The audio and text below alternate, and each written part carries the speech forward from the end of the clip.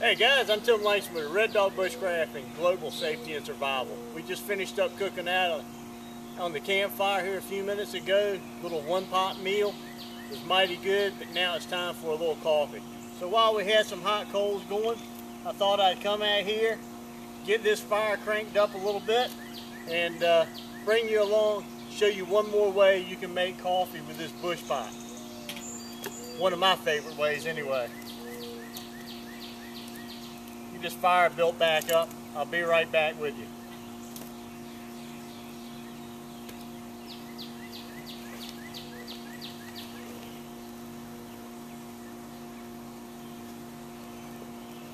That'll be cranking here in just a minute.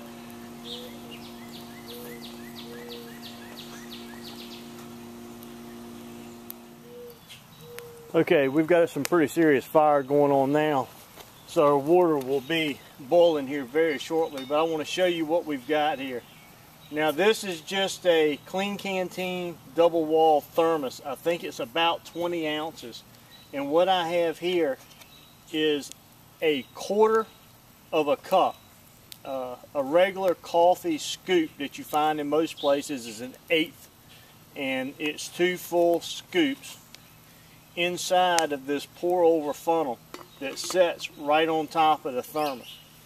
And you place your filtering, your grounds in there. And what I'm going to do is when this water is boiling, I'm going to take it off the boil.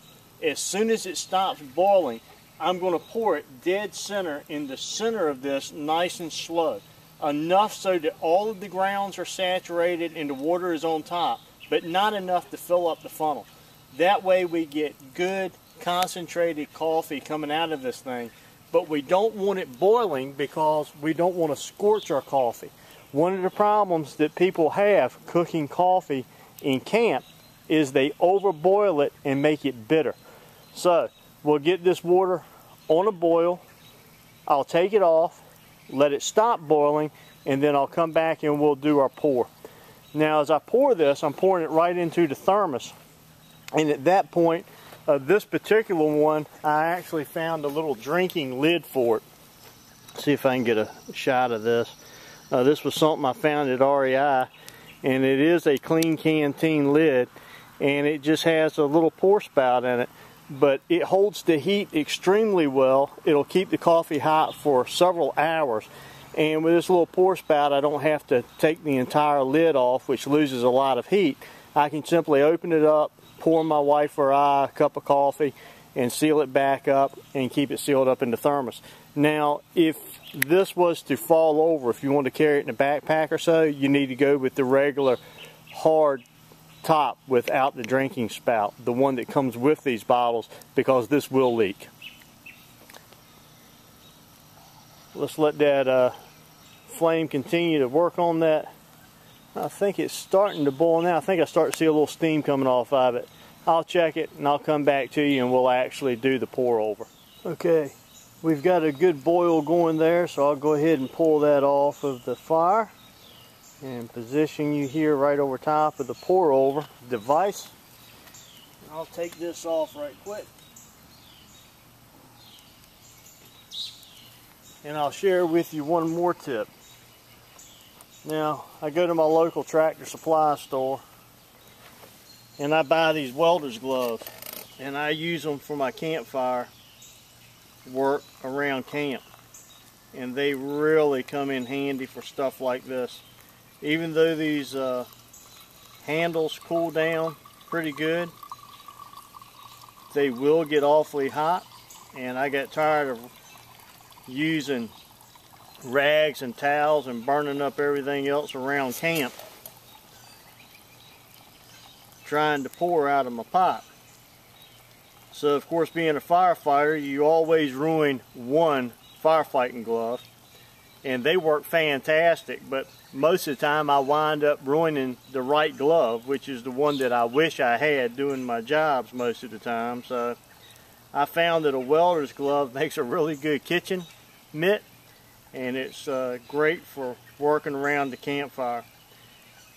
Now as you can see, I'm just pouring this nice and slow over these grounds so they're floating, and you know you're doing it right if they rise up, they kind of double in size, but it's not completely filling the funnel, this pour over device, and you get a nice froth looking foam on top. Now I did bring out my cup also, because most of the time with this amount of coffee, not only can I fill this thermos, but I can also get me another cup out of it. Now it won't be as potent as what's going right into the thermos here, but it'll be a good cup of brew nonetheless, I guarantee it. So it looks like our thermos is almost full there. Yep. Alright, so let's set this down. Now, if I got that topped off good, I can transfer that. Oop, knock my funnel down. On my filter down in my funnel. And catch it before that liquid runs out of the bottom of that filter. If you let the filter go dry while you're pouring this, the mud of the coffee gets down in the bottom of it and it'll just sit there and drip. You'll be hard pressed to get a decent cup of coffee out of there. It just takes so long. Let's see, I think the kids want a little bit of hot chocolate, so I'll put this back on the fire. We'll take our lid and put on our thermos, and there we go. The perfect cup of coffee for sitting around the campfire at night. We'll sit out here, let the kids have some hot chocolate, make some s'mores, and another good camping evening right here in the backyard.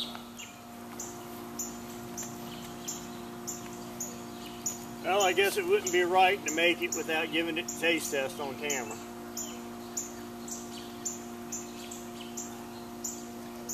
Bringing along a double wall cup really helps too. I've burnt my lips more than once on those single wall things, and I think it's worth the wait to take it when I'm camping.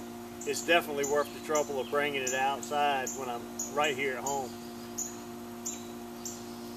But you know, it's hard to beat practicing some bushcraft and camping techniques right here in the backyard, spending the evening around the campfire, enjoying a good cup of coffee. Family will be out in a few minutes. It's cooling down now, getting dark. We'll have a good time this evening with a little bit of campfire TV. So, take care. Once again, I'm Tim Langston, Red Dog Bushcraft, Global Safety and Survival. God bless y'all.